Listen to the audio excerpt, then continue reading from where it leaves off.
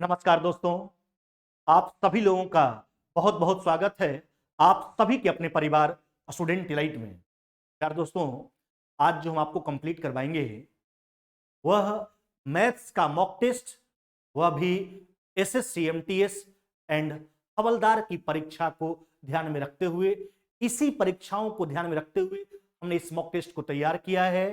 और आजकल आप एग्जाम में देखते होंगे कैसे मैथ्स के प्रश्न को घुरा फिरा करके कैलकुलेटिव बना करके आपके समक्ष जो है दिया जाता है, पेश किया जाता है। तो इन सारे बातों को ध्यान में रख करके हम लोग प्रैक्टिस करेंगे। चलिए चलते हैं मॉक टेस्ट के पहले प्रश्न पर। देखो क्या कहता है।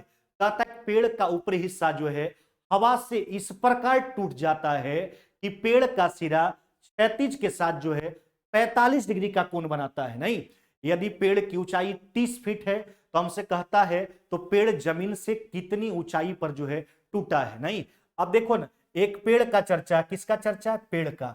हवा के कारण जो है पेड़ टूट जाता है। मान लेते हैं कि यहां से पेड़ टूट गया और ये टूट कर नीचे जो है जमीन के साथ जो है यानी क्षैतिज के साथ जो है कितना डिग्री के कोण पर झुक जाता है? तो 45 डिग्री के कोण पर जाकर झुक जाता है। कितना डिग्री के कोण पर झुक जाता है मेरे भाई? तो 45 डिग्री के कोण पर जाकर के झुक जाता है। अब देखिए, अब एक बात समझो अपने हिसाब से। चलिए देखो, एक बात समझ लीजिए पहले। देखो, जो भाग टूटा होगा वही भाग नीचे आकर के झुका होगा मेरे भाई। अरे जो टूटा वही नीचे आके झुका, इसका मतलब इस सिरा का लंबाई और इसका लंबाई आपस में क्या होगा? बराबर होगा। अब देखिए ना, कोण को सेटिस्फाइड करवा लेते हैं। tan 45 का मान कितना? 1। नहीं तो अगर लंब को 1 मानेंगे तो बेस भी आपका कितना हो जाएगा? 1। तो इस स्थिति में आपका हाइपोटेनस क्या हो जाएगा? तो यह हो जाएगा आपका √2 हो जाएगा। तो अगर इसका लंबाई √2 है तो ऊपरी हिस्सा का भी लंबाई क्या हो जाएगा? √2 जो टूटा है। नहीं, अब देखिए प्रश्न के हिसाब से चलिए, मेरे हिसाब से इस पेड़ का जो ऊंचाई आया वह √2 प्लस में 1 यूनिट आया। नहीं, जबकि प्रश्न से इस पेड़ का ऊंचाई कितना दिया गया है? प्रश्न से इस पेड़ का ऊंचाई क्या दिया गया? 30 फीट दिया गया है, जो मेरे हिसाब से √2 प्लस में 1 यूनिट का मान है। कितना का मान है? √2 प्लस में 1, संपूर्ण यानी पूरे पेड़ का ऊंचाई दिया गया था 30 फीट, जो मेरे हिसाब से √2 प्लस में 1 यूनिट का मान हो गया।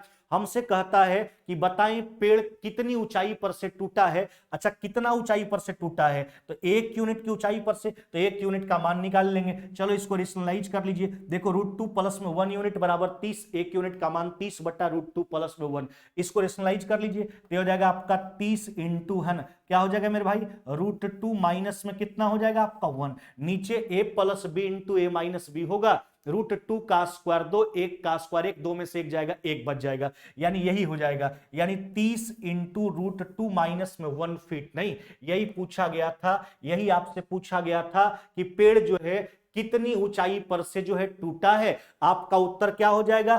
30 इंटू √2 माइनस में 1 फीट की ऊंचाई पर से पेड़ क्या हो गया है?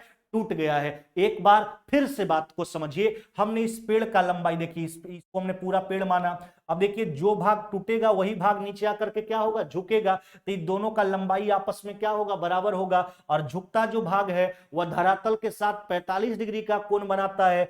tan 45, अगर लंब को 1 माने, बेस भी 1 हो गया। तो देखो इस स्थिति में हाइपोटेनस √2, या √2 तो यह भी √2। प्रश्न के हिसाब से पेड़ का वास्तविक ऊंचाई 30 फीट था, जो मेरे हिसाब से √2 प्लस में 1 यूनिट का मान था। कितना ऊंचाई पर से टूटा? तो 1 यूनिट का मान निकाल लिए, तो 30 इंटू √2 माइनस में 1 फीट की ऊंचाई पर से पेड़ क्या हो गया है? तो टूट गया है। चलिए अगला प्रश्न पर चलते हैं। देखो क्या कहता है। देखो, इस सीरीज वाला प्रश्न आपको बार बार मिलता होगा एग्जाम में। इसको कहता है सोल्व कीजिए। अच्छा देखो, जब भी इस प्रकार का प्रश्न आता है चेला, तो क्या करते हो? सबसे पहला काम है आपको कि प्रत्येक के हर को डिनोमिनेटर को 2 भाग में आप ऐसा तोड़ते हो कि हर बार पहला का सेकंड टर्म उसके अगला का फर्स्ट टर्म होना चाहिए। चलिए इसको क्या लिखेंगे? इसको लिखेंगे 1 गुना कितना लिखेंगे? 4। होशियारी से लिखने का 2 गुना 2 भी लिख सकते थे, लेकिन आगे कंटिन्यूटी वैसा नहीं हो पाएगा, है ना। फिर आगे देखो, ये हो जाएगा आपका 1/4 गुना कितना हो जाएगा आपका? 7 हो जाएगा। नहीं, फिर आगे देखो, इसको क्या लिखेंगे? 7 गुना क्या लिखेंगे? 10। सबसे पहला मेरा काम यही होता है कि प्रत्येक के हर को 2 भाग में ऐसा तोड़ते हैं कि हर बार पहला का सेकंड टर्म उसके अगला का फर्स्ट टर्म हो जाए। नहीं, अगला का फर्स्ट टर्म हो जाए। देखिए आगे बढ़ते चले जाइए, है ना। प्लस में डॉट डॉट डॉट, लास्ट में क्या लिखेंगे, 3 के डिफरेंस पर लिख रहे हैं, प्रत्येक की डिफरेंस को 2 भाग में तोड़ करके, तो इसको लिखेंगे 97 और गुना क्या लिखेंगे मेरे भाई, तो 97 गुना क्या लिखेंगे 100, 97 गुना क्या लिखेंगे 100। अब देखिए कंटिन्यूटी, हर बार पहला का सेकंड टर्म उसके अगला का फर्स्ट टर्म होते गया है।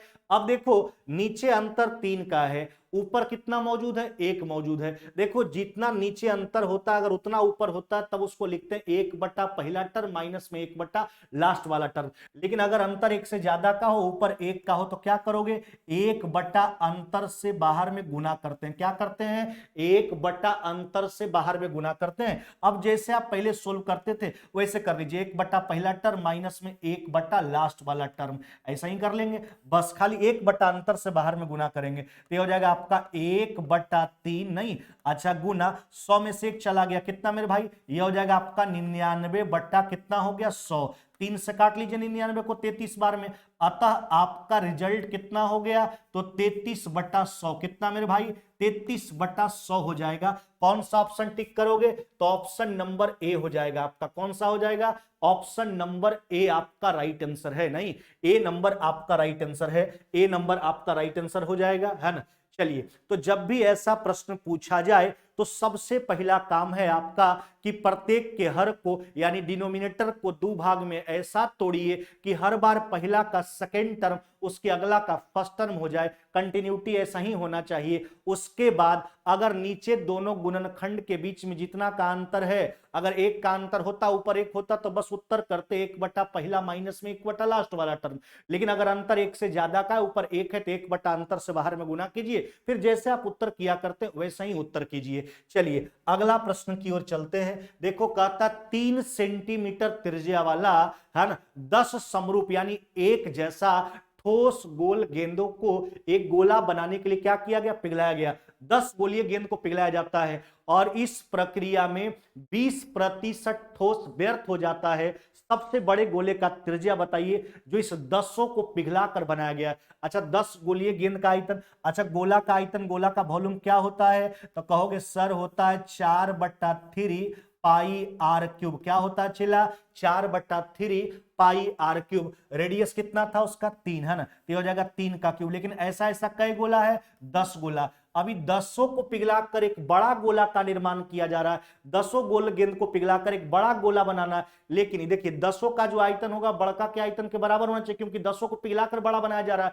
लेकिन इस प्रक्रिया में 20% ठोस व्यर्थ हो गया, यानी इसका 80% ही यूज हुआ है बड़ा वाला बनने में। चलिए इसका 80% जो आयतन हुआ 10 का, उसका 80% आयतन जो होगा वह बड़ा वाला गोला के आयतन के क्या होगा, बराबर होगा। यानी यह जो आंकड़ा है यह बड़ा वाला गोला का क्या है, आयतन है, क्योंकि इसी 10 को पिघलाकर बड़ा गोला का निर्माण किया जा रहा है। यहां 20% ठोस व्यर्थ हो गया, बचा कितना 80%। यह बड़ा वाला गोला का आयतन है। गोला का आयतन है तो गोला का आयतन होता क्या है, 4/3 पाई आर क्यूब। तो देखिए इसमें अगर हम 4/3 पाई से अगर डिवाइड करते हैं तो बचेगा आर क्यूब। क्या बचेगा, आर क्यूब, यानी बड़ा वाला गोला का रेडियस का क्यूब। क्यूब बचा तो उससे रेडियस प्राप्त करने के लिए क्या करेंगे, इसका थर्ड रूट, क्योंकि रेडियस का क्यूब है। चलिए कैलकुलेट, देखिए 4/3 पाई काट लीजिए, 4/3 पाई कट गया। देखो 2 शून्य 2 शून्य उड़ा दो, 3 का क्यूब 2 का क्यूब, तो 3 का क्यूब का 3 बार हो गया, 2 का क्यूब का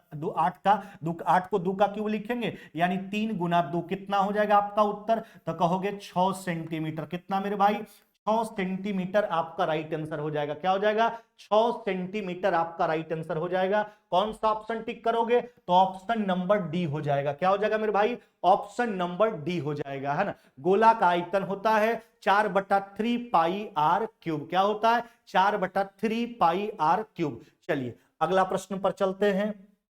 देखो यह जो आपको दिख रहा है यह क्या दिख रहा है, हमने पीछे भी आपको कई वीडियो प्रदान किया है, अलजेब्रा का, डेसिमल का, सब में इस फॉर्मेट का इस्तेमाल हम सिखाएं आपको।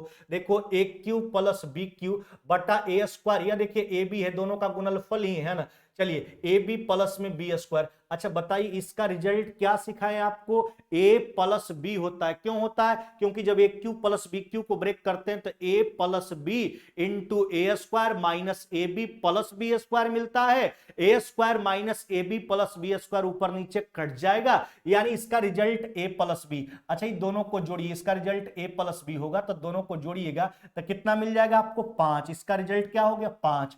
अच्छा बराबर में क्या दे रखा है, तो दे रखा है 5 गुना, अच्छा 10 पर पावर क्या दे रखा है के। देखिए 5 से 5 काट लीजिए, यानी लिख सकते हैं 10 पर पावर के बराबर कितना हो गया 1। अच्छा 1 को 10 के रूप में अगर लिखा जाए तो क्या लिखोगे 10 पर पावर 0। क्या लिखेंगे 10 पर power 0। x to the power 0 कोई भी अलजेब्रिक फॉर्मेट हो, न्यूमेरिकल फॉर्मेट हो, पावर 0 मान 1। यह भी आपको बताएं कि आखिरकार पावर 0 का मान 1 क्यों होता है। चलिए तो 1 को लिख दिए 10 पर पावर 0, बेस इक्वल है, पावर को कंपेयर कर लेंगे, यानी k का मान कितना हो जाएगा 0। k का मान क्या हो जाएगा मेरे भाई 0 हो जाएगा। कौन सा ऑप्शन टिक करोगे, तो ऑप्शन नंबर सी टिक करेंगे। कौन सा ऑप्शन टिक करेंगे, तो option number C right answer हो जाएगा आपका। देखो इधर लेफ्ट साइड का रिजल्ट हुआ a प्लस बी यानी 5 हुआ, राइट साइड का मान 5 into 10 to the power k है, 5 से 5 कट गए एक बार में, 10 टू दी पावर k बराबर 1। 1 को अगर हम 10 के रूप में लिखे तो 10 पर पावर क्या लिखेंगे 0, बेस इक्वल है, पावर को कंपेयर करेंगे, अतः k बराबर क्या हो जाएगा 0। अब एक सूचना हम आपको दे देना चाहते हैं, देखिए मेरा जो अभी है ना न्यू बैच चल रहा है एप्लीकेशन स्टूडेंट इलाइट पर, है ना, जिस नाम से आपका है ना यूट्यूब चैनल है उसी नाम से, है ना, स्टूडेंट इलाइट के नाम से ही जो है एप्लीकेशन है मेरा, है ना, एप्लीकेशन है। और इस एप्लीकेशन पर जो है अभी हम आपको संपूर्ण मैथ्स का बैच, संपूर्ण मैथ्स का बैच जो है, संपूर्ण मैथ्स का बैच जो है वह मात्र दे रहे हैं 101 रुपया में। कितना में 101 रुपया में। समझिए गुरु दक्षिणा समझ लीजिएगा इसको, और कुछ नहीं है, मात्र 101 में, जिसमें आपको अर्थमेटिक और एडवांस पूरा पूरा हम बतलाएंगे। उसमें अभी लगभग 3 चैप्टर कंप्लीट हो गया है, नंबर सिस्टम हो गया है, अलजेब्रा हो गया है, उसके बाद डेसिमल चल रहे हैं, वो अभी लास्ट होने वाला है, उसके बाद आगे चलेंगे। तो उस बैच का सब्सक्रिप्शन मात्र 101 रुपया में आप ले सकते हैं। जबकि रीजनिंग का बैच जो हम आपको प्रोवाइड कर रहे हैं, रीजनिंग का जो बैच हम आपको प्रोवाइड कर रहे हैं, यह बैच आपको 151 रुपया में, कितना में 151 रुपया में प्रोवाइड कर रहे हैं। यह बैच अभी कंटिन्यू है, इसका टाइमिंग जो है शाम में 6:30 से लेकर मेरे भाई 7:30 PM, नहीं 7:30 PM इवनिंग में यह लाइव बैच है। 6:30 से 7:30 अभी चल ही रहा है और अभी चलेगा ही, अभी 3 चैप्टर ही हुआ है। तो मात्र 101 में मैथ्स आपको दे रहा है। रीजनिंग का बैच 151, यह फ्रेश बैच है, अभी स्टार्ट नहीं हुआ, ट्यूसडे को स्टार्ट होगा, यानी न्यू बैच है। यह न्यू बैच है आपका रीजनिंग का, न्यू बैच है आपका रीजनिंग का। दोनों बैच हम ही आपको पढ़ाएंगे, एक बैच यानी मैथ्स भी और रीजनिंग भी। जैसे मैथ्स पढ़ा रहे हैं वैसे ही रीजनिंग पढ़ाएंगे, पूरा कंसेप्ट के साथ सारा प्रश्न का प्रैक्टिस भी आपको करवाएंगे। तो इसलिए बिल्कुल जुड़ना नहीं भूलिए। मैथ्स और रीजनिंग दोनों, मैथ्स और रीजनिंग दोनों, जो भी बच्चे अभी तक सब्सक्रिप्शन नहीं लिए आराम से ले लीजिए। हम पहले ही बोल दिए हैं कि जिंदगी में आपको दोबारा ना तो कभी मैथ्स पढ़ने की आवश्यकता होगी और ना तो कभी रीजनिंग पढ़ने की आवश्यकता होगी। यह फुल एंड फाइनल आपका लास्ट पढ़ाई होगा, इसके बाद नौकरी और इसके बाद आपका शादी विवाह, दुनिया अलग शुरू होना चाहिए। ऐसा नहीं कि बार बार आपको पढ़ने का नौबत आ जाए, बस आखिरी पढ़ाई है। और जुड़िए, एक बार विश्वास करके देखिए मेरे पास, है ना, मेरे साथ विश्वास कीजिए, तो हम भी आपके विश्वास पर खरे नहीं उतरे तो फिर मेरा नाम नहीं। हम मेहनत जैसे कर रहे हैं, एप्लीकेशन पर जो बच्चे जुड़े हैं उनको पता होगा, इसलिए अभी तक जो भी सब्सक्रिप्शन नहीं लिए जल्द सब्सक्रिप्शन ले लीजिएगा। हाँ, इसका लिंक जो है दोनों का हम डिस्क्रिप्शन में डाल देंगे, डिस्क्रिप्शन में डलवा देंगे, आप लिंक के माध्यम से कोर्स को परचेज कर सकते हैं। ऐप कौन सा, स्टूडेंट इलाइट, जिस नाम से आपका जो है यूट्यूब चैनल चलता है, देखिए इसी नाम से आपका टेलीग्राम चैनल भी है, इसी नाम से फेसबुक पेज भी है, तो सब चीज को आप ज्वाइन कर सकते हैं। हर जगह कुछ ना कुछ आपको मिलेगा। देखो YouTube का जो मटेरियल है वह टेलीग्राम पर मिलेगा, एप्लीकेशन का मटेरियल एप्लीकेशन पर प्रोवाइड किया जाता है। तो इसका डिस्क्रिप्शन जो है हम डिस्क्रिप्शन में इसका लिंक जो है डाल देंगे। आराम से जो बच्चे सब्सक्रिप्शन नहीं लिए हैं, लेना चाहते हैं, उस लिंक के माध्यम से आप सब्सक्रिप्शन को प्राप्त करें और बैच का मजा लें। कभी भी दोबारा पढ़ने नहीं देंगे आपको, लास्ट पढ़ाई होगा, इसके बाद आपका सिलेक्शन होगा। चलिए आते हैं प्रश्न संख्या 5 पर। देखो मेरे भाई, कहता है P बराबर जो है 1/√6 माइनस में √5 है, तो P स्क्वायर प्लस में 1/P स्क्वायर का मान बताइए। चला देखो, तब P का जहां तक सवाल है, P का मान क्या हो गया मेरे भाई, 1/√6 माइनस में क्या हो गया आपका √5। इसको रेशनलाइज कर लीजिए, परमेकन कर लीजिए, ये हो जाएगा √6 प्लस में कितना, यह हो गया आपका √5, नीचे a plus B into A minus B होगा, √6 का स्क्वायर 6, √5 का 5, 6 में से 5 जाएगा, 1 हो जाएगा। जबकि 1/P का जहां तक सवाल है, देखिए यह P का मान था, इसका इनवर्स कर लीजिए, तो हो जाएगा √6 माइनस में कितना हो जाएगा आपका √5 हो जाएगा। अब देखो दोनों को जोड़ लो, है ना, दोनों को जोड़िए, तो हो जाएगा P प्लस में 1/P बराबर, थोड़ा गौर फरमा लीजिए, देखो √5 प्लस में माइनस में कैंसिल हो जाएगा, √6 क्या हो गया मेरे भाई, यह हो जाएगा आपका 2√6, क्या हो जाएगा 2√6 हो जाएगा। अब चलिए लिखेंगे, इसलिए है ना P स्क्वायर प्लस में 1/P स्क्वायर बराबर, अच्छा प्लस का केस है, क्या करोगे आप, राइट साइड का स्क्वायर करके दो क्या करेंगे, घटाएंगे, नहीं, राइट साइड का स्क्वायर करके दो क्या करेंगे, घटाएंगे। देखो 2 का स्क्वायर 4, √6 का 6, यानी 6 चौका 24 में से 2 चला गया, कितना हो गया 22। ऐसा क्यों किया गया, क्योंकि इधर वर्ग करोगे तो a square B square 2ab में केवल 2 बचेगा, P इंटू 1/P कैंसिल हो जाएगा, वही प्लस 2 जाके -2 हो जाता है, क्या हो जाता है -2 हो जाता है। 22 आपका राइट आंसर होगा। कौन सा ऑप्शन होगा आपका, ऑप्शन नंबर ए हो जाएगा मेरे भाई, कौन सा हो जाएगा, ऑप्शन नंबर ए हो जाएगा, है ना।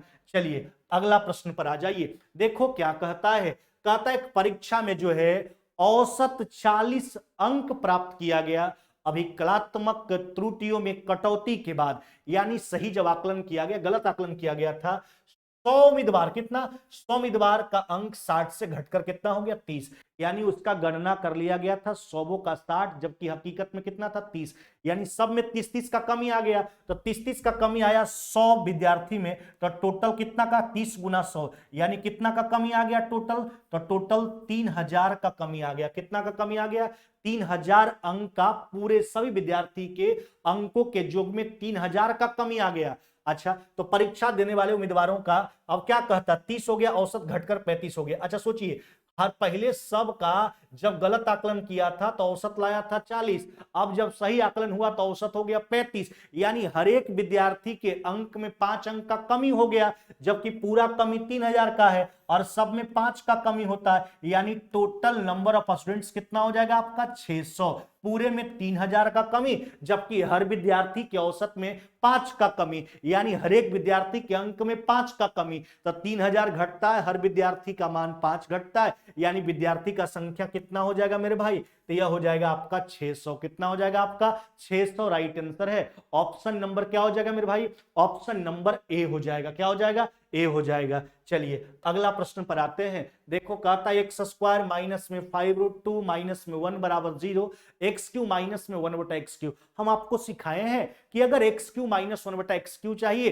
तो उसके लिए सदैव हमको x माइनस 1/x के मानों का आवश्यकता होता है। चलिए तो इसको क्या करते हैं, x से डिवाइड करते हैं, x से डिवाइड करोगे तो यहां हो जाएगा x, अच्छा यहाँ पे x होना चाहिए, यहाँ पे x होना चाहिए, छूटा हुआ है सुधार लीजिएगा, और उसको यहाँ पे क्या होना चाहिए x होना चाहिए, इसको x से डिवाइड करेंगे 5√2 बचेगा, और यह माइनस में 1/x, और वह 5√2 को राइट साइड भेज दीजिए, क्या हो जाएगा आपका प्लस में 5√2 हो जाएगा, यहाँ पर x छूटा हुआ है मेरे भाई, एक्स स्क्वायर माइनस में 5√2 x होना चाहिए, प्रश्न में x से हमने डिवाइड किया, यह मान निकल करके आया। चलिए अब क्या लिखेंगे, लिखेंगे कि x³ माइनस में 1/x³ बराबर, अच्छा x³ माइनस में 1/x³ बराबर क्या होता है मेरे भाई, x माइनस 1/x का होल क्यूब, क्या होता है x माइनस 1/x का होल क्यूब, माइनस तो प्लस 3 इंटू है ना, 3 इंटू एक्स माइनस 1/x, इसका मान कितना है, यह हो गया आपका 5√2, नहीं अब कैलकुलेट कर लीजिए, 5√2 का क्यूब करोगे तो 125 गुना 2 यानी कितना हो जाएगा, यह हो जाएगा आपका 250√2। अच्छा प्लस में यह कितना हो जाएगा आपका 15√2, नहीं अच्छा 250√2 और 15√2 यानी कितना हो जाएगा आपका, यह हो जाएगा आपका 265√2। कितना हो जाएगा आपका 265√2 हो जाएगा, कितना मेरे भाई 265√2। कौन सा ऑप्शन हो जाएगा आपका, ऑप्शन नंबर ए हो जाएगा, है ना।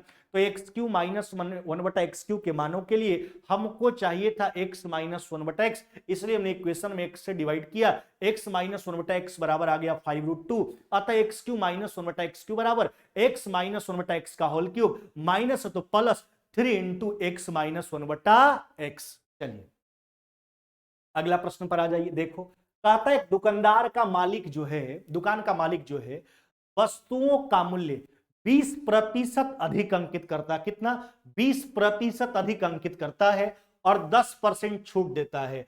जब उसने वस्तु को बेचा तो गलती से उसका वजन 1 किलो के जगह पर 1100 ग्राम हो गया, हानि का परसेंटाइल। लेकिन बात को समझिए, हम ही दुकानदार हैं, अपने ऊपर बात को लेके जाइए, हम ही दुकानदार हैं और मेरा लागत 100 रुपए प्रति किलोग्राम है। हम तो यह सोच लिए थे कि 20% कीमत अधिक बढ़ा करके रखे थे, उस हिसाब से और फिर 10% डिस्काउंट पर इसको बेच रहे थे। चलिए 10% डिस्काउंट पर बेच रहे थे कि 20% बढ़ा रहे, डिस्काउंट भी दे देंगे तो हमको लाभ ही होगा। हमने ऐसा सोचा था कि 100 रुपया के सामान को कितना में बेचेंगे, 108 में। लेकिन हमसे गलती होता क्या है, उसको सामान देने के वक्त जो है हमको देना था 1 किलोग्राम और हमने दे दिया 1100 ग्राम। अच्छा तो 1 किलोग्राम का कीमत 100 रुपया है तो 1100 ग्राम का कितना हो जाएगा, 110। यानी देना था 100 रुपया का सामान और हमने दे दिया 110 रुपया का सामान। अब सोचिए यहां पर हमको क्या हो जाएगा, अगर हम दुकानदार हैं तो यहां पर हमको हो जाएगा हानि। 110 का सामान 108 में ही बेच दिया हमने, अगर हम दुकानदार हैं तो यहां हानि हो जाएगा। हानि कितना का, 2 का, कहां से, 110 से, यानी 2 जो है 110 का कितना परसेंटाइल है ना। चलिए काट लीजिए, तब 20 बट्टा कितना, 11, यह हो गया 20/11, यानी 2 के आसपास वाला ऑप्शन देख लीजिए, 2 से कम वाला एक ही ऑप्शन है आपके पास। 1.8% का दुकानदार को क्या हो जाएगा, हानि हो जाएगा। 1.8% का दुकानदार को क्या होगा मेरे भाई, हानि होगा, 1.8% का नहीं। चलिए ऑप्शन कौन सा हो जाएगा आपका, ऑप्शन नंबर बी हो जाएगा, ऑप्शन नंबर आपका बी हो जाएगा। चलिए अगला प्रश्न पर आ जाइए। देखो क्या कहता है, पाइप ए 14 घंटे में कुएं से जो है वह पानी निकाल सकता है। अच्छा ए कितना देर में निकाल सकता है, तो ए जो है 14 घंटा में निकाल सकता है, और जबकि पाइप बी प्रति घंटा 15 लीटर पानी क्या करता है, बाहर निकालता है। देखो यहां पाइप बी का समय नहीं देके उसका दर दे दिया गया, पानी निकालने का दर दिया गया प्रति घंटा 15 लीटर। यदि दोनों पाइप 10 घंटा में पानी पूरी तरह से बाहर निकल, दोनों पाइप दोनों खाली करने वाला ही है, ए और बी दोनों मिलकर जो है वह मात्र 10 घंटा में क्या कर देता है, इसको पूरी टंकी की पानी को क्या कर देता है, खाली कर देता है, कुएं की पानी को। देखिए ना यहां से कुआं का कैपेसिटी देख लीजिए, एफिशिएंसी कितना हो जाएगा, 14, 70 कैल्शियम, 10 कैल्शियम कितना हो जाएगा, 70। एफिशिएंसी इसका माइनस में 5 और इसका कितना हो गया, माइनस में 7 हो गया। देखो जब भी टंकी का धारिता, यहाँ कुआं है, कुआं का धारिता क्षमता पूछा जाए तो आप क्या करोगे, जिसका दर दिया जाए उसका पर्सनल टाइम पहले निकाल लीजिए। यानी बी जो निकासी पाइप है उसका पर्सनल टाइम निकालते हैं कि आखिरकार वो कुआं को कितना देर में खाली करेगा अकेले। अब सोचो इसका एफिशिएंसी माइनस में 5, इसका माइनस 7, यानी इसका हो जाएगा 2, या 2 यूनिट जो है खाली करता है ना, कितना देर में, 1 घंटा में। यानी 35 घंटा का समय लेगा पाइप बी अकेले कुआं को खाली करने में। अच्छा 1 घंटा में वो कितना पानी बाहर निकालता है, तो 1 घंटा में 15 लीटर पानी बाहर निकालता है, टोटल 35 घंटा उसको काम करना पड़ता है। यानी 35 घंटा में कितना निकालेगा, तो 350 और 175 यानी 525 लीटर पानी बाहर निकालने का काम करेगा। और यही हो जाएगा कुआं का एफिशिएंसी, कुआं का धारिता, कुआं का क्षमता। ऑप्शन कौन सा टिक करोगे, ऑप्शन नंबर बी हो जाएगा मेरे भाई। क्या हो जाएगा आपका, ऑप्शन नंबर बी हो जाएगा। तो जब भी टंकी का धारिता पूछा जाए, क्षमता पूछा जाए, तो किसी एक नल का या पाइप जो भी चर्चा किया गया हो, हमेशा देखिएगा प्रश्न में उसका पर्सनल टाइम नहीं देकर के उसका दर दिया जाता है, चाहे वो भरने वाला हो चाहे खाली करने वाला हो। तो जिसका दर दिया जाएगा उसका पर्सनल टाइम निकाल लीजिए और समय के हिसाब से उसके एफिशिएंसी में जो है गुना करके आप क्षमता काउंट कर लीजिए। देखो 10 नंबर प्रश्न क्या कहता है, कहता है मार्क को जो है 70 किलोमीटर प्रति घंटा की गति से चलने वाली एक रेलगाड़ी या 48 किलोमीटर प्रति घंटा की गति से चलने वाली बस अथवा परिवहन के इन दोनों माध्यमों का उपयोग कर 4.5 घंटा में मार्ग जो है 260 किलोमीटर का यात्रा करता है। तो हमसे कहता उसकी बस से तय की गई यात्रा का समय पूछा, यानी बस में कितना समय एक्सपेंड किया यात्रा के दौरान। देखिए ये अपना टोटल दूरी को दो स्थिति से, दो परिवहन के साधन से तय करता है। किसके किससे? रेलगाड़ी से। और कैसे तय करता है? बस से। अच्छा, रेलगाड़ी का स्पीड कितना चला? रेलगाड़ी का स्पीड जो है मेरे भाई वह है 70 किलोमीटर प्रति घंटा, जबकि बस का स्पीड कितना है? वह है 48 किलोमीटर प्रति घंटा। देखिए एलिगेशन लगाओगे तो अगर स्पीड लेके चलोगे तो टाइम का रेशियो आएगा, है ना। चलिए तो अब यहां पर औसत चाल चाहिए, तो टोटल 260 किलोमीटर का दूरी 4.5 घंटा में, तो औसत चाल कितना हो जाएगा? 260 बट्टा कितना हो जाएगा आपका? 4.5। चलिए क्रॉस करके रेशियो निकाल लीजिए। हम यहां पर लेके चले स्पीड तो टाइम का रेशियो आएगा, कैलकुलेट कर लीजिए आराम से। देखो ना 48 चौका कितना हो गया आपका? तो यह हो जाएगा 192, नहीं, और 192 और 24 कितना हो जाएगा आपका? 192 और 24 हो जाएगा आपका कितना? यह हो जाएगा आपका 192 और 24 216, यानी यहां बच जाएगा 44 बट्टा कितना? 4.5। बड़ा वाला हम छोटा वाला घटाते हैं। अच्छा इधर देख लीजिए 70 चौका 280, 70 का आधा कितना हो गया आपका? 35, यानी कितना हो गया आपका? 315, यानी हो जाएगा 55 और बट्टा कितना हो गया आपका? 4.5, नहीं। अब देखो ना 4.5 काट के हटा लीजिए, 11 चौक 44, 11 पचे 55। यह देखिए टाइम आ गया, किसका रेशियो आ गया? टाइम का। जब स्पीड लेके चलोगे तो टाइम का रेशियो आएगा। अच्छा दोनों परिवहन के साधन में वह कितना समय एक्सपेंड किया है? तो 4.5 घंटा टोटल दूरी तय किया है, यानी दोनों स्थिति में उसके द्वारा जो समय दिया गया है वह 4.5 घंटा, जो यूनिट के तौर पर 4 5 9 यूनिट का मान है। कितना का? 9 का। हमसे पूछा क्या गया? कहा था उसने बस से तय की गई यात्रा में कितना समय गवाया, तो बस पर कितना समय लगाया है? तो 5 यूनिट। कैलकुलेट कर लीजिए, यह 0.5 बार में कट गया, 0.5 गुना 5, यानी बस पर उसके द्वारा एक्सपेंड किया गया समय जो है वह 2.5 घंटा है। कितना? 2.5 घंटा, यानी 2 घंटा 30 मिनट है। कौन सा ऑप्शन टिक करोगे? तो ऑप्शन नंबर सी मेरे भाई। क्या हो जाएगा आपका? ऑप्शन नंबर सी हो जाएगा, यानी मार्क जो है बस पर कितना समय दिया है? 2.5 घंटा का, 2 घंटा 30 मिनट का। चलिए अगला प्रश्न आ जाइए। यदि एक समबाहुभुज, बात समबाहुभुज का, रेगुलर पॉलीगन का, देखो मेरे भाई समबाहुभुज कहने का, इसको नियमित बहुभुज भी कहा जाता है। समबाहुभुज कहने का मतलब वैसा बहुभुज जिसका प्रत्येक भुजा तथा प्रत्येक कोण आपस में क्या हो? बराबर हो, समबाहुभुज कहलाता है। आंतरिक कोण बाह्य कोणों से 132 डिग्री ज्यादा। देखिए इंटीरियर माइनस में एक्सटीरियर, डिफरेंस कितना का है? 132 का। जबकि आप जानते हो बहुभुज के एक अंत और एक बाह्य कोणों का योग जो होता है वह कितना होता है? 180 होता है। क्या होता है? 180 डिग्री हुआ करता है। यहां से एक बाह्य कोण का मान निकालते हैं। अंत कोण बाह्य कोण से 132 ज्यादा था, अंतर प्रश्न के हिसाब से 132, जबकि हम जानते हैं एक अंतर एक बाह्य कोणों का योग कितना होता है मेरे भाई? 180। एक बाह्य कोण का मान निकाल लीजिए, माइनस माइनस, ये अभी माइनस काट लीजिए, तो माइनस में 2 बाह्य कोण एक्सटीरियर एंगल बराबर में माइनस में 48, माइनस कट जाएगा। अब दूर से काटिएगा तो एक बाह्य कोण का मान कितना डिग्री हो गया आपका? यह हो गया आपका 24 डिग्री। हमसे कहता है बहुभुज में भुजाओं का संख्या बताइए। देखो किसी बहुभुज के सभी बाह्य कोणों का योग कितना होता है? 360। कितना होता है मेरे भाई? 360। तो इसमें एक बाह्य कोण से भाग लगा दीजिए, जितना कोण का संख्या आएगा उतना ही भुजा होगा। एक बाह्य कोण का मान कितना हो गया आपका? 24। चलिए 24 से डिवाइड कर लीजिए, यह कट गया 1 और 5, यानी 15 गो कोण है इस बहुभुज में, समबाहुभुज में, तो 15 गो भुजा भी होगा। यही पूछा गया था। बहुभुज में भुजाओं का संख्या बताइए, यानी इस बहुभुज में, इस समबाहुभुज में भुजाओं का संख्या जो है कितना है? 15। क्या क्या बात ध्यान रखना है? एक अंत और एक बाह्य कोणों का योग कितना होता है? 180। सभी बाह्य कोणों का योग परमानेंट फिक्स होता है 360। सभी अंत कोणों का योग 2n-4 समकोण या n-2 संपूरक हुआ करता है। चलिए थोड़ा सा पानी पी लेते हैं फिर आगे बढ़ते हैं।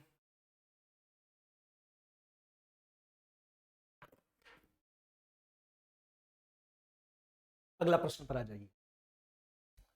देखो कहता है अमन 40% प्रति वर्ष की दर से चक्रवृद्धि ब्याज पर 10,000 रुपया उधार लेता है। कितना उधार लेता है? 10,000। यदि ब्याज अर्धवार्षिक रूप से संयोजित हो तो 1.5 वर्ष बाद भुगतान किए जाने वाली धनराशि, पहले रेट को आधा करो, 40% तो यह वार्षिक रेट है, छमाही रेट क्या हो जाएगा? आधा, यानी 20%। अच्छा, 20% का मतलब कितना हुआ? 20 बट्टा कितना मेरे भाई? 100, यानी 1 बट्टा कितना हुआ आपका? 5। अब सोचिए, इसका मतलब 5 रुपया मूलधन, 1 रुपया हो गया आपका ब्याज, यानी मिश्रधन कितना हो जाएगा? 5 और 1 कितना हो जाएगा? 6। अब यह सोचो कि छमाही संयोजन है तो 1.5 वर्ष में कितना बार संयोजन होगा?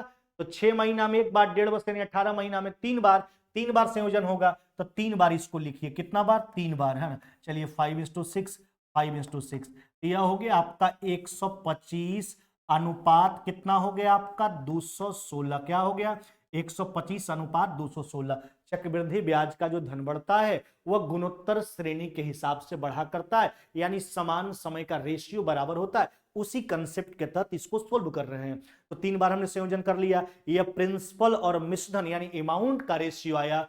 प्रश्न के हिसाब से प्रिंसिपल कितना है मेरे भाई? यह 10,000 है। प्रश्न के हिसाब से प्रिंसिपल कितना? 10,000, जो मेरे हिसाब से कितना है? 125 यूनिट। आपसे पूछा गया, कहता है 1.5 वर्ष बाद भुगतान किए जाने धनराशि, यानी कितना राशि वापस किया जाएगा? मिश्रधन पूछा गया, यानी 216 यूनिट का मान कितना? 216। चलिए 125 से काट लीजिए, कितना बार में? 80 बार में। अब देखिए, इकाई स्थान पर 0 होगा, 8 6 48, उसके बाद 8, 0 के बाद दाहिना तरफ से 8, मात्र एक ही ऑप्शन है, हम ज्यादा क्यों सोचने के लिए जाएं? 0 के बाद 8 वाला दाहिना तरफ से, तो यह हो जाएगा 17,000 कितना?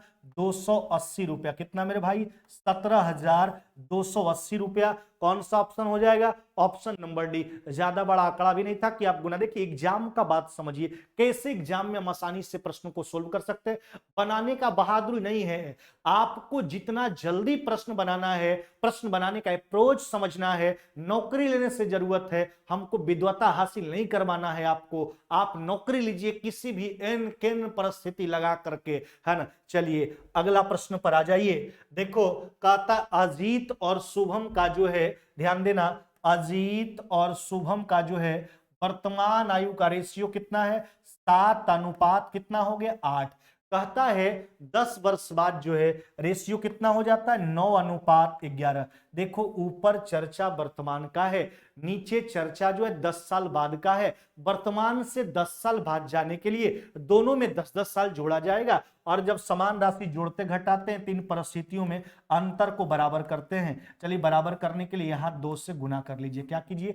2 से जो है से गुना कीजिए। अच्छा, कितना घट रहा है यूनिट आपका? 16 से 11 5 घट रहा है, 14 से 9 कितना घट रहा है? 5। जबकि घटता कई साल है? 10 साल। कितना घटता है? 10 साल घटता है। जो 5 यूनिट का मान है, 1 यूनिट का मान निकाल लीजिए। अब हमसे कहता क्या है? कहता उसकी वर्तमान आयु का योग बताइए। वर्तमान देखिए, 1 का 14, 1 का 16, यानी 30 यूनिट। गुना करने के बाद गुना वाला 30 यूनिट का मान आपको बताना है 5 से 2 बार में, यानी दोनों के वर्तमान आयु का योग कितना हो जाएगा? तो 60 वर्ष हो जाएगा। कितना मेरे भाई? 60 वर्ष हो जाएगा। कितना? 60 वर्ष। ऑप्शन देख लीजिए, ऑप्शन नंबर डी आपका राइट आंसर हो जाएगा। क्या हो जाएगा मेरे भाई? ऑप्शन नंबर डी आपका जो है राइट आंसर हो जाएगा, है ना, डी नंबर। चलिए अगला प्रश्न की ओर चलते हैं। देखिए अगला प्रश्न क्या कहता है।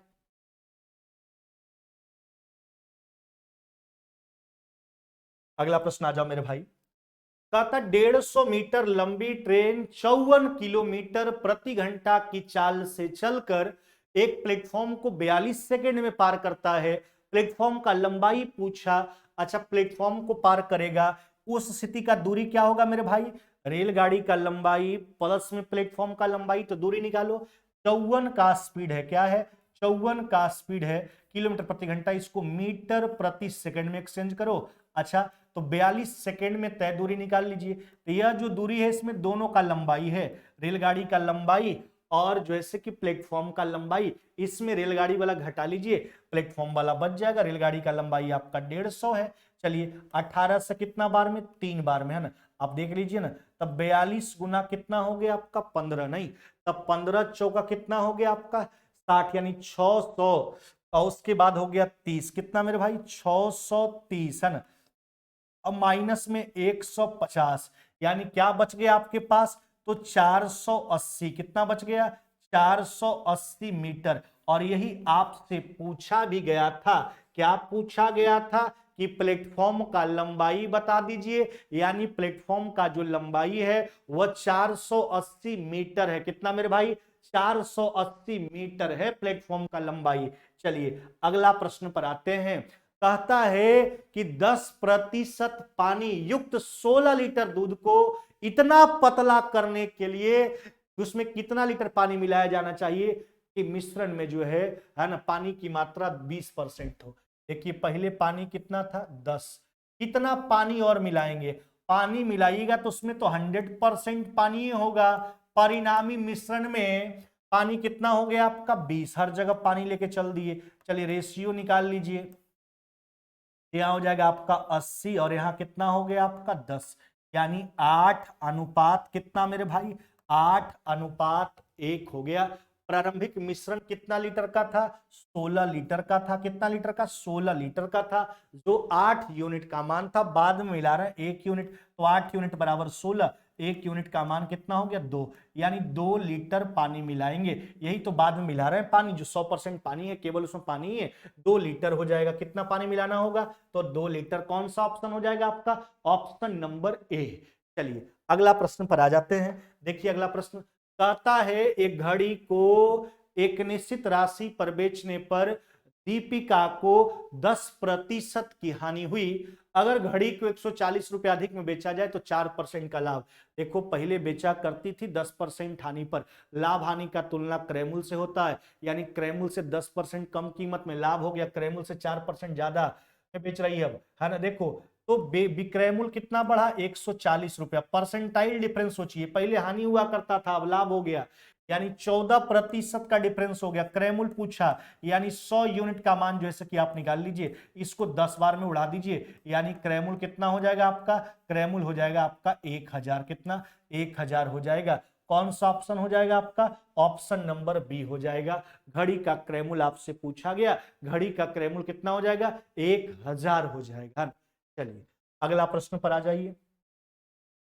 कहता है पहली 111 पूर्ण संख्याओं के योग का इकाई अंक। यह भी प्रश्न एसएससी सीजीएल 2017 के मेंस में पूछा हुआ प्रश्न है। अब बात को समझिए। प्रथम, अच्छा जहां तक होल नंबर का सवाल है, जब नेचुरल नंबर के दायरा में शून्य को डालते हैं, यानी जितना भी जो है आपका, सुनिए, आपका जब नेचुरल नंबर के दायरा में शून्य को डाला जाता है तो होल नंबर का सीरीज मिलता है, नहीं, यानी नॉन निगेटिव इंटीजर जो भी है, नॉन निगेटिव कहने का मतलब जीरो से आगे, माइनस वाला को छोड़ दीजिए, वह सब का सब जो है होल नंबर होता है। तो 111 पूर्ण संख्या का शुरुआत कहां से होता है? जीरो से। कहां से? 0 1 2 3, यही ना होल नंबर का सीरीज है मेरे भाई, यही होल नंबर का सीरीज है आपका। चलिए यही जो है होल नंबर का सीरीज होता है जीरो से। अब क्या कहता है? प्रथम 111। अच्छा तो पूर्ण संख्या के बीच का डिफरेंस तो एकक का हुआ करता है, 0 1 2, तो इस तो चला जाएगा एपी में। तो एपी में जो है जोगफल निकालने के लिए जब अंतर बराबर होता है तो एसएन बराबर क्या होता है? n/2, यानी 111/2 इंटू ए प्लस, यानी फर्स्ट और प्लस में लास्ट टर्म 110 होगा, न कि 111, क्योंकि एक जीरो भी सम्मिलित है। अगर प्राकृतिक संख्या का बात करता तो 1 से लेकर 11 तक होता है ना, 111 तक, लेकिन पूर्ण संख्या का बात किया तो 0 1 हो गया, इसलिए 110 तक ही जाएंगे, तब 111 पुर जाएगा। चलिए तो देखिए काट लीजिए, 110 यानी 55 बार में कट गया, 5 इकाई 5, इकाई स्थान पूछा, ये ना इकाई अंक पर क्या हो जाएगा दोनों का, ये गुणनफल कीजिएगा तो इसका इकाई अंक क्या हो जाएगा आपका? 5। कौन सा उत्तर करोगे? ऑप्शन नंबर ए हो जाएगा आपका। क्या हो जाएगा? ए नंबर। एसएन बराबर क्या होता है आपका? एसएन बराबर एपी में n/2 इंटू ए प्लस एल हुआ करता है, where A equal to first term, जबकि L equal to last term. एक और होता है एसएन बराबर n/2 into 2a plus n-1 into D. इसी के आधार पर इस्तेमाल करते हैं कब किसका जरूरत है। अगला प्रश्न पर आ जाइए। एक व्यक्ति साधारण ब्याज पर 9,000 रुपया को 3 भागों में 3%, 4% और 6% दर पर निवेश करता है 1 वर्ष के अंत में। अब देखिए ना, तो सिंपल सा बात है, साधारण ब्याज है तो 1 साल का ब्याज प्रथम स्थिति का 3%, दूसरा का 4%, तीसरा का जो है 6%, सब आपस में क्या है? ब्याज बराबर है। अच्छा देखो ना, तो प्रिंसिपल का रेशियो निकाल लीजिए, यानी सिंपल सा बात समझिए आप, एक प्रिंसिपल का 3%, दूसरा का 4% और तीसरा का 6%। गुणात्मक भाग बराबर है, रेशियो निकालने के लिए पलट लीजिए। तो 100/3 क्या हो जाएगा, 100/4 और क्या हो जाएगा मेरे भाई, ये हो जाएगा आपका 100/6। प्रिंसिपल का रेशियो आ जाएगा, क्योंकि प्रत्येक के प्रिंसिपल का, पहला के प्रिंसिपल का 3%, दूसरा प्रिंसिपल का 4%, तीसरा का 6% आपस में बराबर था। चलिए एलसीएम हो जाएगा 12, यानी 4:3 कितना हो गया आपका 2। अब क्या कहता है कि 6% पर कितनी राशि, तीसरा प्रिंसिपल आपसे पूछा गया। तो आज देखो पूरा प्रिंसिपल कितना था आपका 9000 सब मिला करके। यूनिट देखा जाए, 9 यूनिट का मान लास्ट वाला का निकाल लीजिए, 6% वाला वही था, यानी 6% पर जो निवेशित राशि था वह कितना था आपका 2000। कितना मेरे भाई, 2000। कौन सा ऑप्शन करोगे, ऑप्शन नंबर ए हो जाएगा। क्या हो जाएगा, 2000 हो जाएगा, ए नंबर, है ना। चलिए अगला प्रश्न पर आ जाइए। देखो हम आपको बार बार बोलते हैं कि जब भी ऐसा प्रश्न पूछे जो आपके स्क्रीन पर दिख रहा है, तो सबसे पहला काम है आपका कॉमन करना। कॉमन कर लो, 5 पर पावर कितना कॉमन हो जाएगा, 71। नहीं तो आपके पास क्या बचेगा, 1, 5 पर पावर 1, 5 पर पावर 2, 5 पर पावर 3 और 5 पर पावर क्या बचा मेरे भाई, तो 5 पर पावर क्या बच गया, 4 बच गया। चलिए कैलकुलेट कर लेते हैं। यह हो गया 5 पर पावर 71, देखो यहाँ हुआ 1, यह हुआ 5, यह हुआ 25, यहाँ हुआ 125, अब की बार क्या हुआ आपका 625। अब कैलकुलेट कर लीजिए, देखिए यह हो गया आपका 5 पर पावर कितना 71 गुना 625, 125, 750, 750 और 25, 700 कितना हो गया, देखिए 750 और 25, 775, 80, 700 कितना हो गया आपका 81। अब बारी बारी से ऑप्शन पर सोचा जाएगा कौन सा ऑप्शन इसका फैक्टर है। अच्छा 781 ना भाई, 781 कौन सा ऑप्शन इसका फैक्टर है, तो यही तो दिख रहा है, ये 781 को काट देगा 71, यानी इसको क्या लिखेंगे 71 गुना क्या लिखोगे 11। तो 71 तो इसका फैक्टर हो जा रहा है, यानी जब 781 को 71 काट देगा तो पूरी संख्या को 81 जो है पूरा पूरा विभक्त कर देगा, यानी रिमाइंडर 0 देगा। आपसे यही पूछा गया किस संख्या से पूर्णता युक्त है। तो देखिए जब भी ऐसा प्रश्न आएगा कॉमन कीजिए, 2 पार्ट में एक पावर वाला संख्या मिलेगा, एक इंटीजर मिलेगा। अब सोच लीजिए कोई ना कोई ऑप्शन दोनों में से किसी एक का फैक्टर होगा, वहीं से उत्तर कर दीजिए, है ना। चलिए अगला प्रश्न पर आ जाते हैं, और यह आज के मॉक टेस्ट का आखिरी प्रश्न है। बात एक समचतुर्भुज का, समचतुर्भुज जिसको अंग्रेजी में रोम्बस कहा जाता है। समचतुर्भुज एक ऐसा समानांतर चतुर्भुज का रूप होता है ना, समानांतर चतुर्भुज का रूप होता है जिसके चारों भुजा आपस में क्या होते हैं, बराबर होते हैं। नहीं, इसका चारों भुजा जो है आपस में क्या होता है, बराबर हुआ करता है, चारों भुजा। यह भी एक पैरेललोग्राम का ही रूप हुआ करता है। अब देखो इसका जो विकर्ण होता है एक दूसरे को समकोण पर क्या करता है, समद्विभाजित करता है। नहीं, अच्छा इसका भुजा का लंबाई कितना, 17/3, यानी हर भुजा का लंबाई वही होगा, 17/3 ही होगा। अब देखो इसका एक विकर्ण जो है 16/3, आधा आधा बांट लीजिए, तो यह हो जाएगा आपका 8/3, क्योंकि विकर्ण समद्विभाजित 8/3। देखो ना 15 8 17, तो इधर जो बचने वाला है आपका 15/3, निकाल लीजिए आराम से, 15/3 इधर भी हो जाएगा आपका 15/3। दूसरा विकर्ण का लंबाई जो है 15/3 का दुगना कर लीजिए, 15/3 का जो है कि दुगना कर लीजिए, 3 से 5 बार में उड़ा दो, यानी 5 गुना 10, 2 बराबर कितना हो जाएगा आपका 10 सेंटीमीटर हो जाएगा। क्या हो जाएगा आपका 10 सेंटीमीटर हो जाएगा मेरे भाई, क्या हो जाएगा आपका 10 सेंटीमीटर, आपका राइट आंसर हो जाएगा। तो यह था आज का मॉक टेस्ट जो एसएससी एमटीएस एंड हवलदार के परीक्षा को ध्यान में रख करके हमने आपको कंप्लीट करवाया। इसी प्रकार का वीडियो हम कंटिन्यूटी आपको देते रहेंगे। तो जो भी मेरे प्यारे बच्चे नए नए वीडियो को देख रहे हैं, तो सबसे पहला काम है आपको चैनल को सब्सक्राइब करना, और साथ में नीचे बेल आइकन का बटन दिख रहा होगा उसको भी दबा लीजिए, ताकि जब भी हम कुछ लेकर आए तो उसका अपडेट आपके स्क्रीन पर चला जाए। और जो मेरे प्यारे पुराने दोस्त हैं वह तो वीडियो को शेयर कर दीजिए और लाइक करते रहिए। फिर मुलाकात होगी नेक्स्ट वीडियो में। जय हिंद, जय भारत।